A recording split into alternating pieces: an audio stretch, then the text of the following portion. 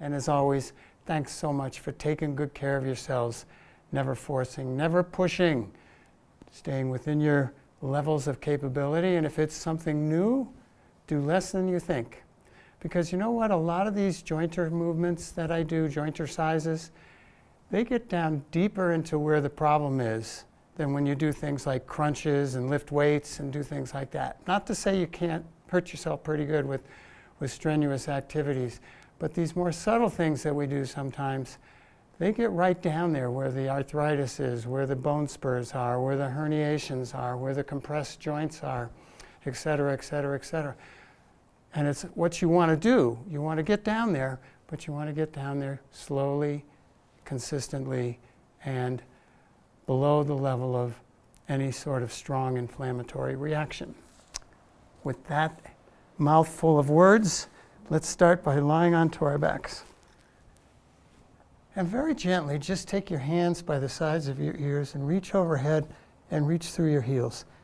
And get a sense of how this reach feels at this moment. About 80% of what you can do. As your body opens up, that 80% will get bigger and bigger, but just gently let your head roll easily side to side.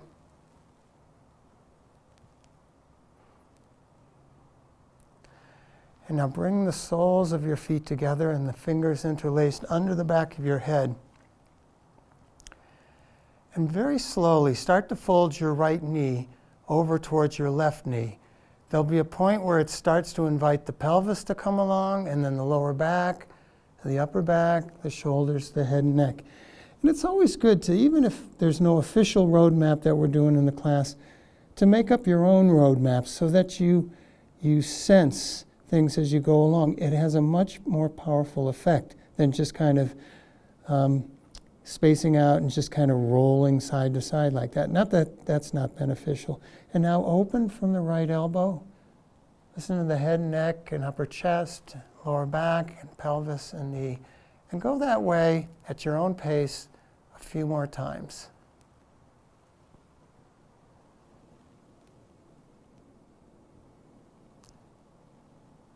It's a sequential movement, so you can follow the movement as it goes from above down when you're coming onto your back again, and from below up when you're coming onto your side.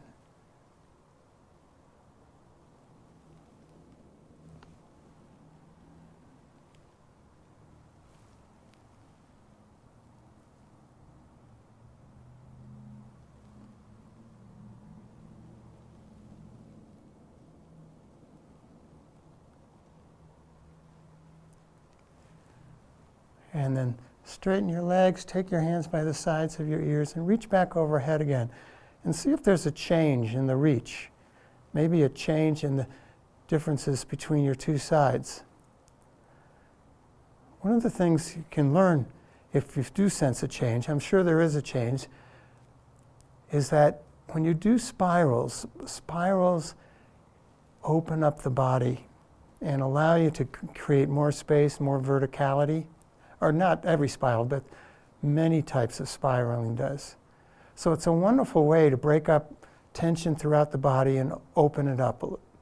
Bring the soles of your feet together, interlace your hands, and let's do the same thing going to the right, starting with the left knee.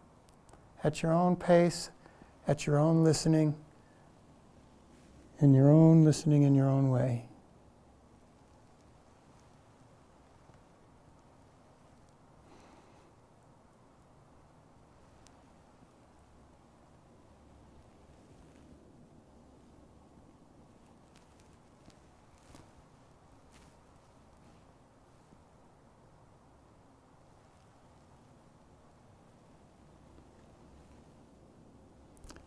Following roadmaps, creating roadmaps, means that you're observing sensation. Means that you're not thinking about what you're going to have for lunch after class. It means you're in the present moment.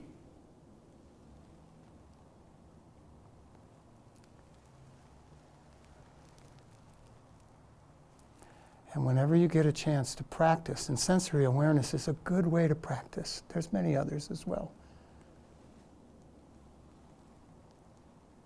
the more you can kind of live up to those principles of presence.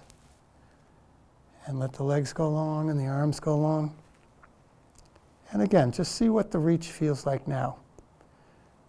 We weren't really reaching when we were doing the spirals, but in a way, around every joint that was moving and spiraling and tissue, that kind of wringing of the spine, kind of like a wringing of a dish towel, gently and openly, actually creates more space.